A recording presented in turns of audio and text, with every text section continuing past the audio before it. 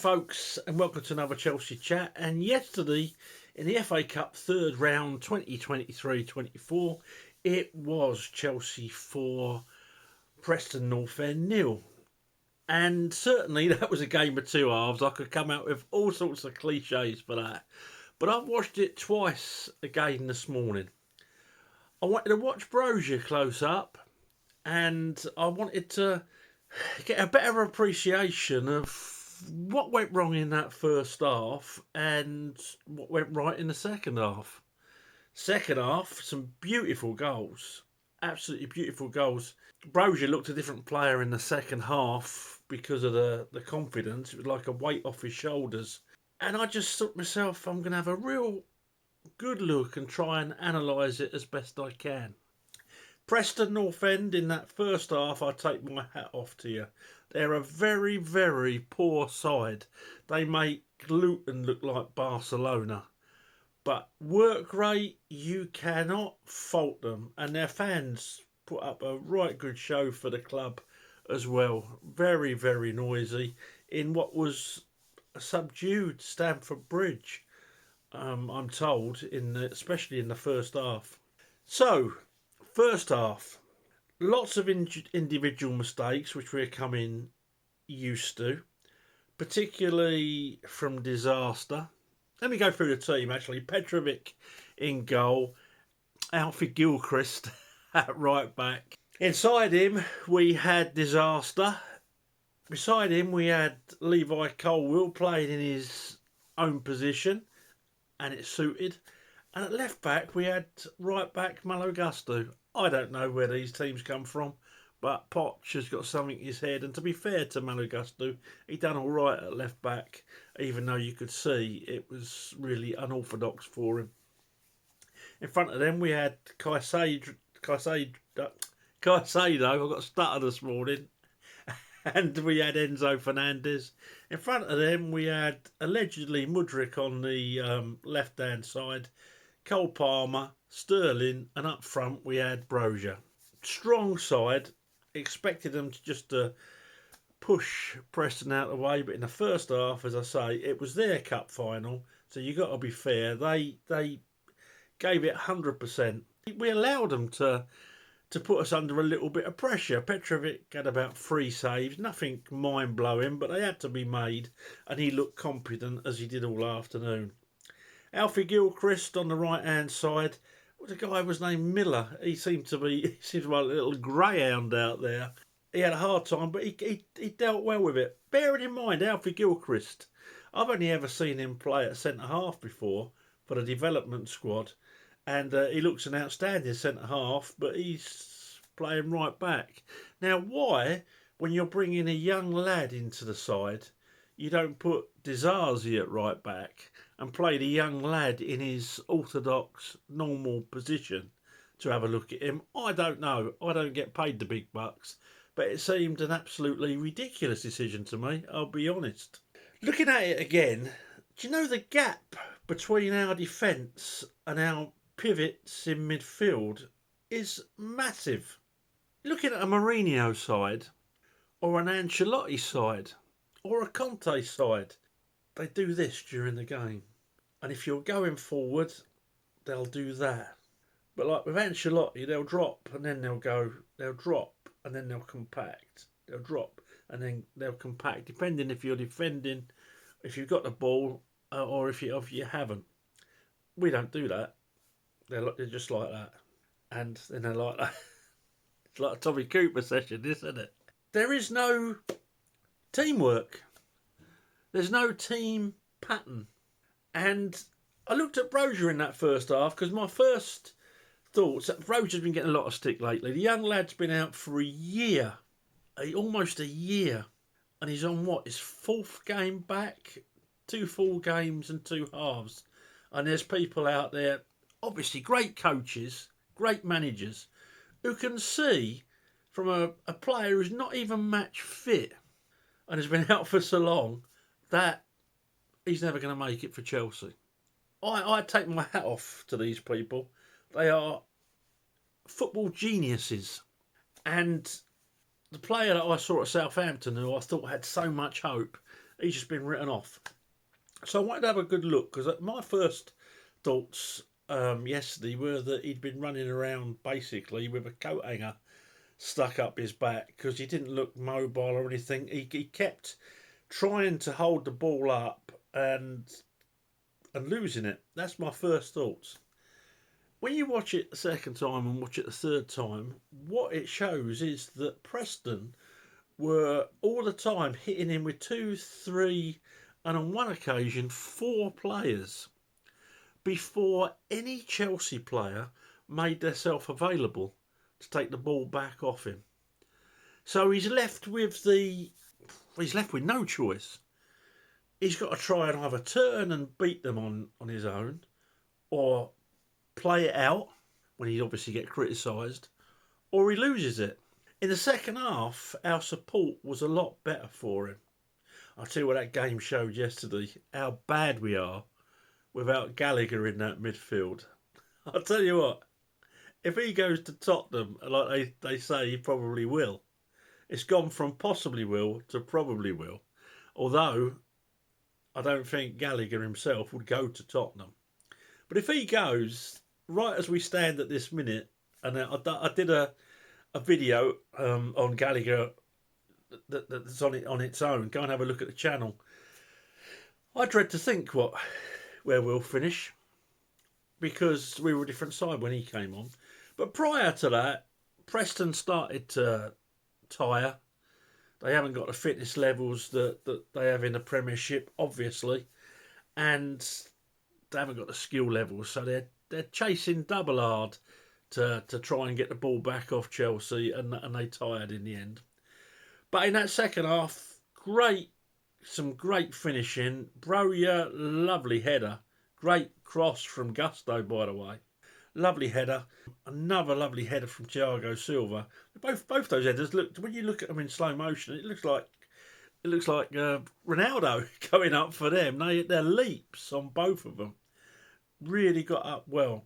Broja should have scored again. Just brushed the crossbar. Don't have to keep touched it or not. I've watched it 3 times now, and I was in slow motion, and I still don't know. Sterling, cracking free kick. He's been practicing those, and the practice is paying off, because that was a cracking free kick. He got man of the match. I don't know. Well, it was a decent performance, but to me, I gave it to Gusto, I'll be honest. And then Enzo gets a goal, arguably offside. I didn't think it was offside. I thought the guy, you know what these stupid rules are, the guy's head going forward, I thought that would keep him onside. But it took 3 minutes apparently. It seemed like half an hour to come to a decision, and that was the 4th goal. So the finishing in that second half, for the most part, was superb. Broja could have got another one. He had to go round the goalkeeper. The goalkeeper was too close on him, spread himself. He went round and it was cleared off the line.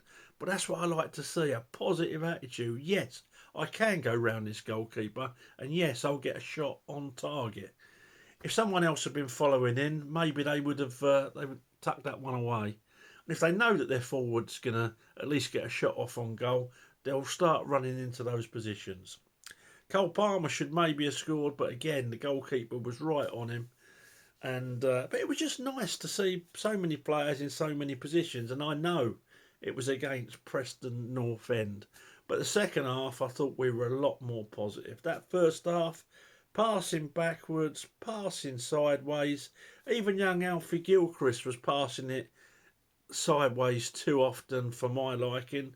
Please, young Alfie, I know you won't watch my channel, but don't get into that habit just because everyone else around you does. If there's a forward pass on, pass it forward, please. If you do anything else in your career, please just pass it forward. Unless, like Broja, you've got about 10 blokes on you and you've got no option. Disaster gave it away a couple of times, awful balls, straight to them, and we're playing Preston, so fortunately we didn't get punished for it. But why Disaster is in that side every week, I just don't know. I don't think he's Chelsea quality.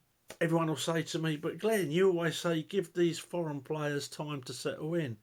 Yeah, I do, but he's 25 years old. He's a French international. And I'm not talking about not knowing your team. I'm talking about just making stupid passes, trying to pass through players. I'm on about lacks of concentration. I'm on about getting caught out of position.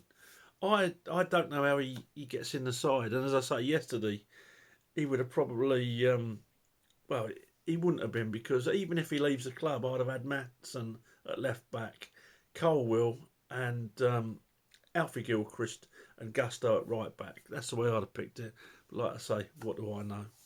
So yeah, yesterday, very negative. I can't see, even the second half, with those great goals, absolutely brilliant goals. I don't see any pattern of play, any structure, any style. We don't press unless we're playing a Manchester City or someone like that. We don't play on the break. We're not quick enough. We haven't got the tempo. I don't know what we do. I make these so we can all talk. You tell me what you think our style is. If you saw something yesterday that I missed, I would really, really like to know. Because I'm sat there thinking, I haven't got a clue what Poch does on that training pitch, apart from Sterling free kicks. I haven't got a clue what he does on that training pitch. I'd love to go and watch a session. I'd love to ask him, what's your style? What do you see happening? You've had loads of injuries, I know. You've had loads of things against you, I know. I didn't want you in the first place, but I want to give you time. But please, tell me what you're trying, how you see Chelsea playing. You know, getting a team pattern, a team style where if you get an injury, someone can fit straight into that place. Like the Barcelonas, like the Manchester Cities, you know, like the great Real Madrid sides, like the great Chelsea sides. Even when our style was different, whether you were parking the bus and playing on the break, or whether you're more expansive under, say, Ancelotti, we knew what they were trying to do. I don't under Poch, I'll be honest. So I hope soon I see something. But if I'm being really outrageous, if I'm being wrong, please, please tell me. As I say, that's why I do these. So it's a learning exercise for all of us because we all see different stuff in a game, don't we? Preston even brought on Rapey Ched Evans. Probably shock tactics. Everyone diving to make sure their girlfriends and their wives are all right. But yeah, he didn't make any difference. They huffed and they puffed Preston, but they're a poor side, really, and we should have brushed them away in the first half as well as the second. So I don't know what we're trying to achieve, but good result. If we go the rest of the season winning games, which I don't see in the Premiership because of this gap and this lack of cohesion and this lack of a plan of any kind. I don't see it, but I hope I'm wrong. I pray I'm wrong. And if we win every game with no cohesion, no plan, happy days. I'm just as happy as the next man. So I'll score him anyway. There was Petrovic gets a 6.5. Didn't have a lot to do, but what he did well. I think he's got to keep his place. What do you think? Would you have Sanchez back in? I think Petrovic, until he makes 2 or 3 ricks in 2 or 3 games, he's got to keep his place. Right back, Alfie Gilchrist. I'll give him a 6 for his first game. Played out of position, to my point of view, unfairly on the lad, but did a good job there. Stuck at his task. Made too many safe options, but if I was making my debut for Chelsea in front of 39,000 people, I'd probably take a few safe options as well. I think he's a better player than that, and I think he's a cracking centre half.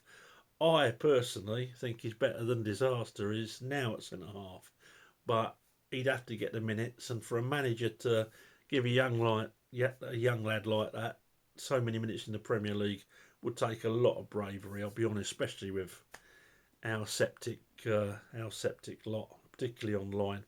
Inside of him, Colwill, I thought he had a decent game yesterday. 6.5, stuck to his task well, gave away 1 poor ball, but one poor ball in a game is decent enough. Stuck to his task. Good centre half. Shame he don't play there more often. Malo Gusto gets a 7.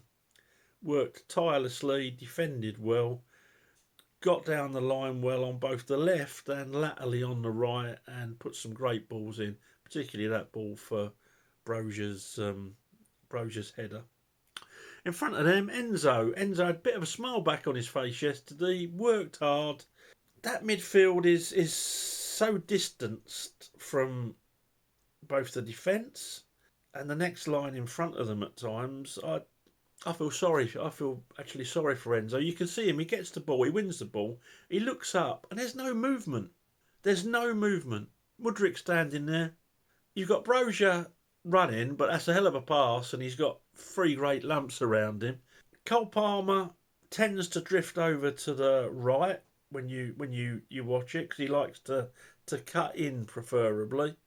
And Sterling, who didn't have a bad game yesterday, but that doesn't make himself available from there. It's a weird one to watch when you watch it the second or third time. So Enzo, a lot of the time, gets isolated. But he had a smile on his face yesterday. Some lovely balls. Gave a lovely ball early on for Cole Palmer. He'll get a 7. Caicedo gets a 6.5. Lost the ball a few times, but won it back a few times. Yeah, it'd take him time, I suppose, to get adjusted to maybe his price tags, sort of weighing heavily on him. I don't know. Not the player that was at Brighton. Not the player he was a couple of games ago. Was it? When did he have a really good game? Was it Palace? But yeah, done okay yesterday. In front of them, Mudryk gets a 4. Couple of decent runs. I'm not sure how much of the blame I put on Mudryk and how much I put on how we're using him, because we're not. We don't look for him when he's making runs and we're playing the ball backwards. But he gets a 4. Might not be his fault, but what the point of him was yesterday, I don't know. In the middle, Cole Palmer gets a 7. I thought he was decent yesterday. Could have scored. Always trying to make something work. Took the safe option in the first half quite a few times yesterday, but he gets a 7. Sterling gets a 7. Great free kick. Buzzed around a lot, not doing very much. Pretty direct, but not his best game and not his worst. Brosier's going to get a 7 as well. If I'd scored it after the first half, watching it the first time, he would have got a 5. But having watched it again and then again, his hold-up play is actually pretty good. It's just that he's got no one to pass it to. And if you get the chance, watch it again and just watch Brosier.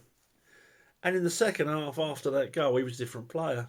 It was lovely to watch. But again, you're only playing against Championship defenders. So I want to see him do that in the Premiership while he's got the chance, while Jackson's away. If he gets a chance, and maybe playing Kunku up there, I don't know. So yeah, that's the side. Gallagher came on, made a hell of a difference to that team. We were actually, we had them proper under the cosh. I mean, I know they were tiring, and it's not all down to Gallagher. We had Michael, was it Golding? He made his debut at 17. Hope the lad, he was unlucky. He could have scored. The ball come to him so quick. It only had to hit his leg and go over the keeper. It would have been a nice, really lovely debut for him. But he did okay when he came on. Noni Madueke came on, and yeah, nice and direct. Probably should have scored, but hit straight at the keeper. Yeah, he looks decent. He looks a menace when he's coming at you. Sometimes he's easy to work out, and I think sometimes defenders, Premiership defenders, get the better of him because of that. But yesterday, he was always going to walk round them. So that's it. Poch gets a 6. He won the game. We won 4-0. I'm happy with the result. I'm happy we're in the next round of the Cup. Don't understand his team selections. Don't understand his in-game management, really. Can't see any pattern of play. So Yeah, I don't know what to make of it. Okay, let me know what you think. That's why I do these, and I shall speak to you after Middlesbrough away. Thanks for watching. Up to Chelsea. Oh, please subscribe and throw the video a like. Bye for now.